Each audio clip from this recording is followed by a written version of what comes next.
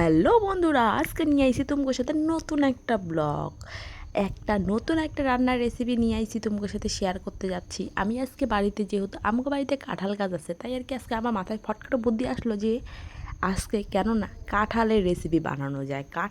আজকে বানাবো এঁচোড় চিংড়ি, যেটা নাকি গ্রাম অঞ্চলে বলে কাঁঠাল দিয়ে চিংড়ি মাছ।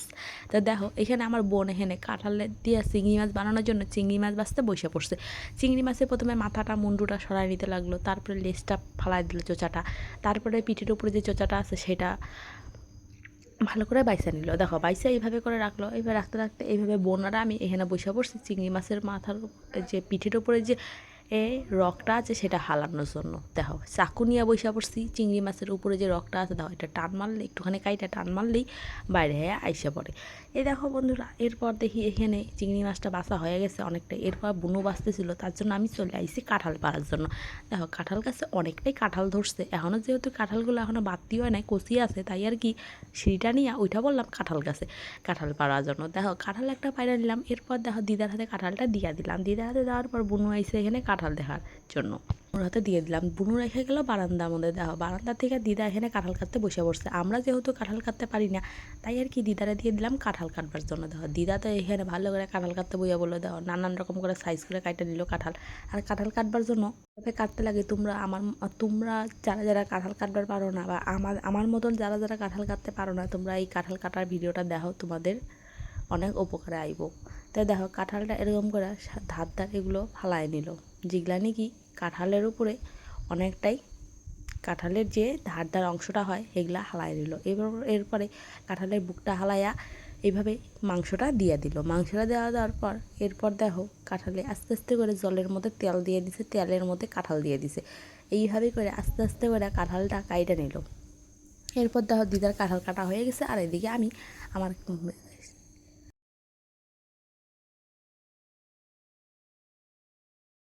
চিংড়ি মাছ বানানোর জন্য কী কী লাগবো এগুলো আমি তোমাদের সাথে শেয়ার করতেছি। লাগবো হচ্ছে আলু, পেঁয়াজ, আদা, রসুন, টমাটোর, আর কিছুই লাগবো না।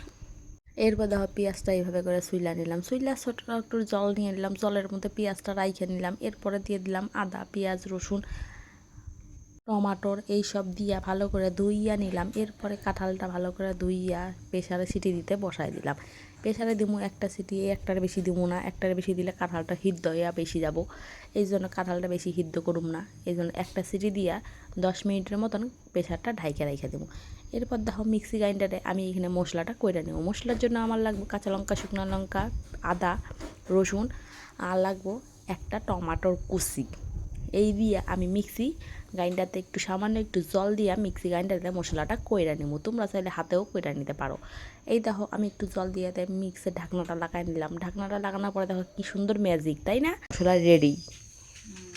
এই দেখো এরপরে এখানে দেখি কাঁঠালটা সেদ্ধ হয়ে গেছে। এর মধ্যে আমি কাঁঠাল একটা গামলার মধ্যে জলটা ঝরার জন্য আমি কাঁঠালটা ঢাইলা নিলাম। এর মধ্যে দিয়ে দিলাম কড়াই, কড়াই বসাই দিলাম। কড়াইয়ের মধ্যে তেল দিয়া চিংড়ি মাছটা ভালো করে নুন হলুদ মাইখা আমি দিয়ে দিলাম তেলের মধ্যে সাইরা।